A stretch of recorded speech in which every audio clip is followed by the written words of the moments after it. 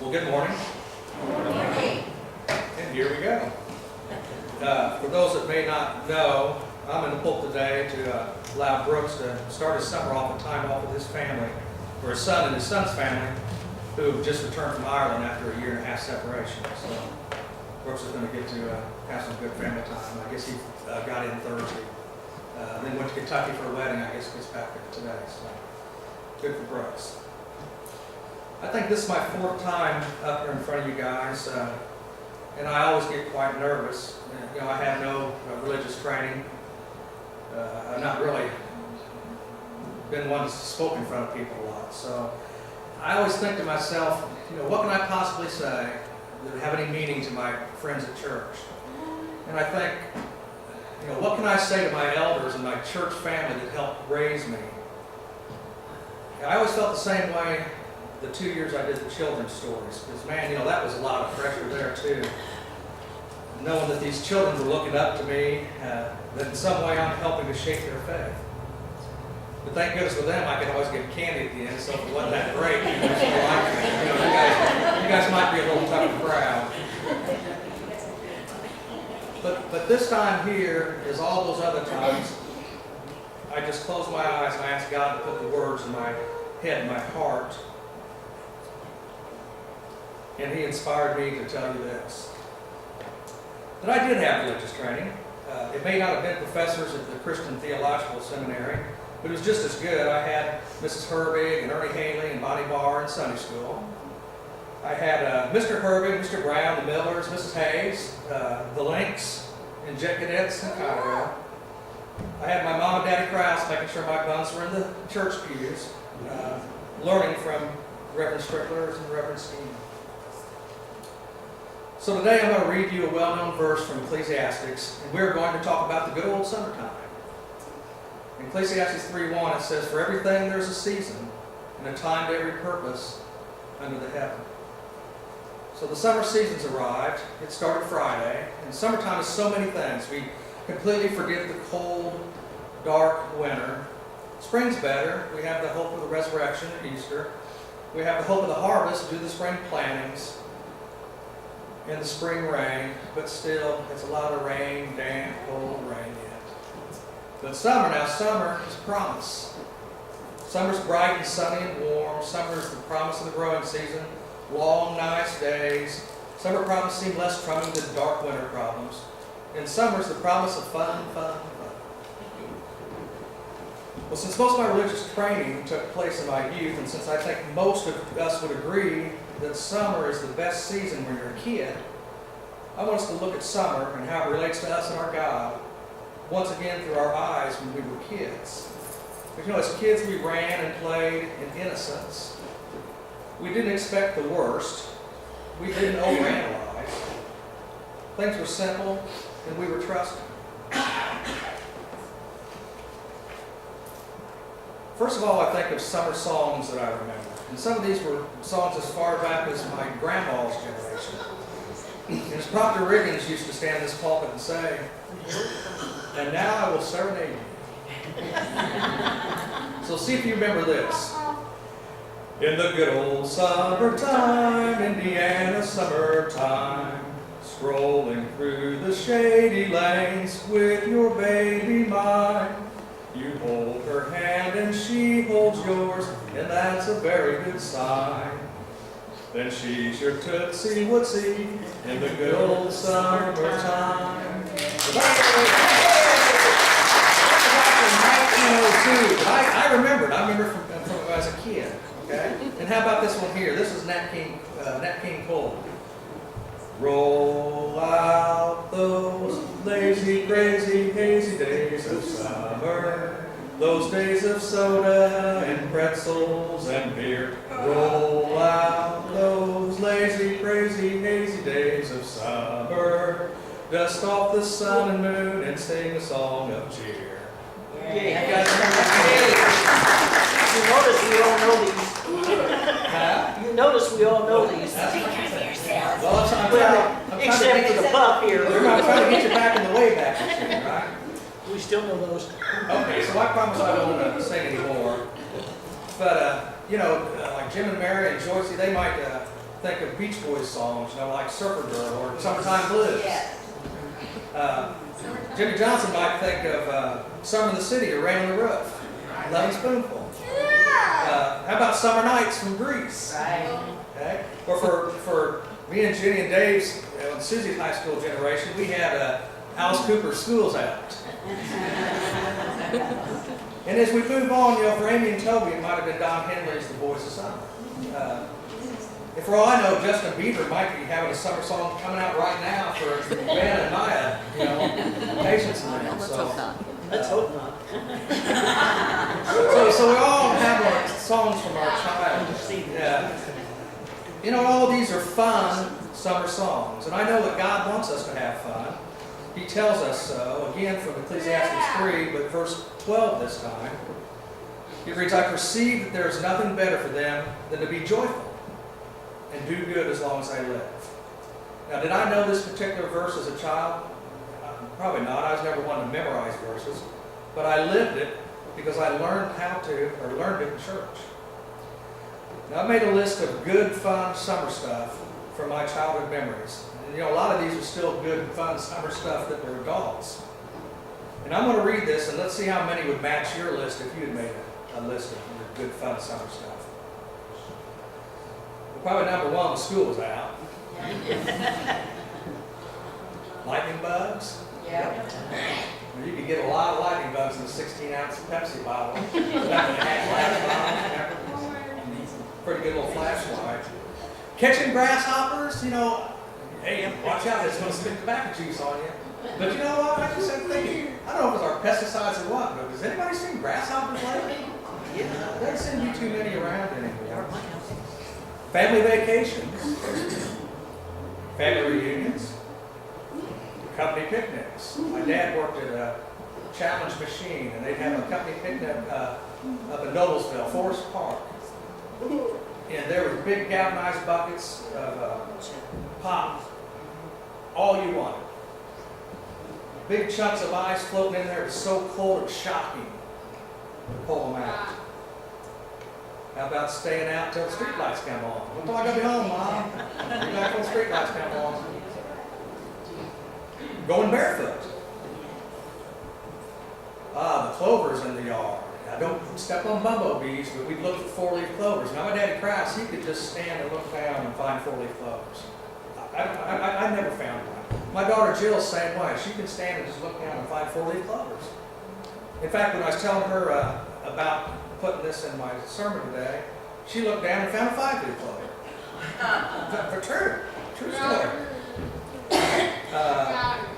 Dandelions, picking dandelions. How many moms got these great dandelion bouquets?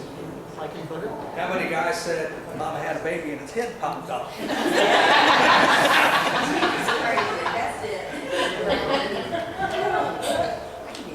Did I mention going barefoot? Okay. Catching crawdads in the creek. Yep. Now, you can only catch them part of the year because everybody here Southside's got to remember that when we were kids, a lot of times the creek ran red with the tomatoes from Stokely's during catching season and the tomato season. Back then, the pipeline ran on down to our creek. And it got stinky too back then. There was band camp or church camp or Boy Scout camps. Sweet corn. How about baseball? Whether it was Little League or, again, we play baseball down at the creek. And oh man, crick ball, and whoever hit in, it had to go get it. Or as we found out, a lot of us Friday, Indians games. Of course, that was at 16th Street, Mr. Bendo across the street, gay dance down on the corner. But, wow, baseball. So I'm taking my promise back, okay? You guys are going to have to help me on this, though. It's the 7th inning stretch. Take me out to the ball game. Take me out to the crowd. Buy me some peanuts and Cracker Jacks. I don't care if I ever get back, 'cause it's root for the Cubbies. If they don't win, it's a shame. 'Cause it's 1, 2, 3 strikes, you're out at the old ball game. Yay! storms and rainbows. Swimming, whether it was going to Garfield Park, when we were kids, we had swimming trunks only, walk up to Garfield Park, stay off the cinder trails, mat on the feet, and we would hope that somebody that had money had bought a Coke at the pagoda, and we could get a cup out of the trash can and run the drink across the point because it's so hot under our feet. Or at the lake, okay? My people were camping people, so, Raccoon Lake was one of the best because out past the ropes was the diving platform. Yeah, right. Yeah. 10-foot high dive, 5-footer, sinking to 3, but you had to be good enough to swim out to get to it. I had a buddy take us to Hilltop Beach. Again, we were campers, so when you camped, you had fishing and rowboats, campfires. Boy, I learned as a young kid you could think hard and get mesmerized by a campfire, which led to s'mores, hot dogs on a stick. And not only that, we camped out in each other's backyards. Of course, I'm hoping the statute of limitations has run out with my mom, but we didn't always stay in those backyards. We run into the cemetery, play relivio, or hide and seek.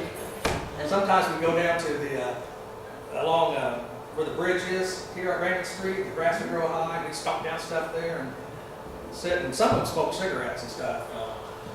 I'm not ready to Admit to that. take the heat on that one. So anyway, I think that most of my childhood was what I call an Old Testament childhood. And I say that because when we were kids, a lot of Old Testament stories shaped and stayed with us because we heard them over and over again. Like the creation story, Noah's Ark, Moses, stories that always showed us God's presence. And Jesus was an influence, of course, but he was more as a friend and teacher because the gospel and salvation were very deep and really not contemplated at length until after baptism when you're 12, 13 years old. So when on vacation in the Nevada desert, laying on a picnic table, looking at 1 billion stars in the heaven, I knew God because of the creation story. When watching summer storms, the winds bowing down the trees, lightning and sheets of rain, I saw God's awesome power. I knew that each life some rain must fall, but God would see us through.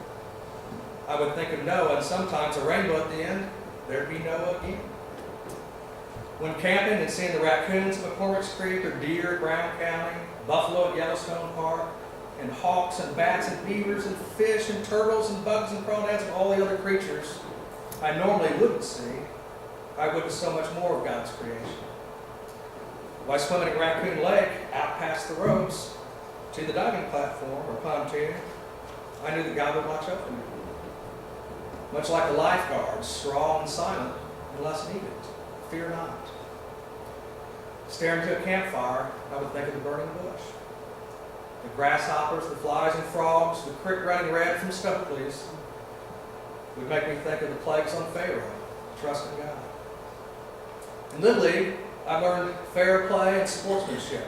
And I say learned, but I already knew it because it was just based on treat your neighbor as yourself. Oh, and 4th of July celebrations. I didn't mention that. 4th of July, how about that? Fireworks, barbecue, cookout.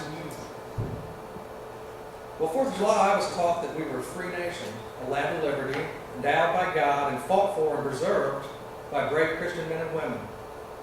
In 2 Corinthians 3:17, it says, "Now the Lord is the Spirit, and where the Spirit of the Lord is, there's freedom."